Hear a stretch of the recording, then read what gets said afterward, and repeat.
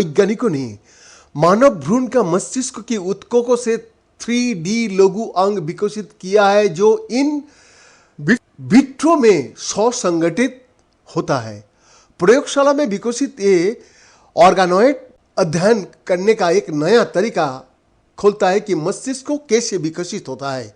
ये brain tumour सहित मस्तिष्क का विकास से संबंधित बीमारियों के विकास और उपचार का अध्ययन करने के लिए एक मूल्यवान साधन भी प्रदान करता है।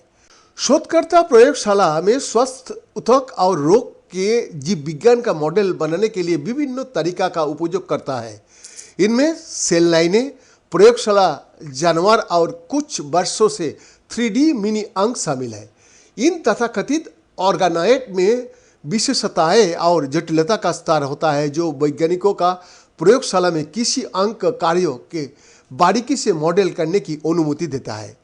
ऑर्गेनॉइड सीधे ऊतक के कोशिकाएं से बन सकता है। वैज्ञानिक भ्रूण या कुछ वयस्क ऊतकों में पाए जाने वाली स्टेम कोशिकाओं का उस अंग में विकसित करने के लिए मार्गदर्शन भी दे सकता है जिसका ये अध्ययन करना चाहता है। अब तक मस्तिष्क का विभिन्न क्षेत्र का प्रतिनिधित्व करने वाली संरचनाओं में विकसित होने के लिए भ्रूण या प्लुरिपोटेंट स्टेम कोशिकाओं को जोड़कर मस्तिष्क ऑर्गेनॉइड का प्रयोगशाला में विकसित किया जाता था। अणुओं के एक विशिष्ट कॉकटेल का उपयोग करके वो मस्तिष्क के प्राकृतिक विकास की नकल करने की कोशिश करेंगे। प्रत्येक कॉकटेल के नुस्खे को विकसित करने के लिए बहुत सारे शोध की आवश्यकता होगी। अब न्यूजीलैंड और नीदरलैंड में स्थित princess maxima centre for paediatric oncology और हुबर्टेड इंस्टीट्यूट के वैज्ञानिकों ने सीधे मानव भ्रूण के मस्तिष्क को ऊतकों से मस्तिष्क ऑर्गेनॉइड विकसित किया है। ये अध्ययन सोमवार पिछले 2 दिन पहले प्रतिष्ठित जर्नल सेल में प्रकाशित हुआ था और इसे डच रिसर्च काउंसिल द्वारा आंशिक रूप से वित्त पोषित किया गया था। डॉक्टर डेलिला हेड्रिक्स, प्रोफेसर डॉक्टर हॉर्स क्लेवर्ट्स और डॉक्टर बेनेडिक्टा आर्टगियानी का नेतृत्व में शोधकर्ता ये जानकर आश्चर्यचकित रह गया कि मिनी ब्रेन विकसित करने के लिए अलग अलग कोशिकाओं के बजाय भ्रूण के मस्तिष्क के ऊतकों के छोटे टुकड़े का उपयोग करना महत्वपूर्ण था। आज जैसे अन्य छोटे अंग को विकसित करने के लिए वैज्ञानिक आमतौर पर मूल ऊतकों की एकल कोशिकाओं में तोड़ देते थे।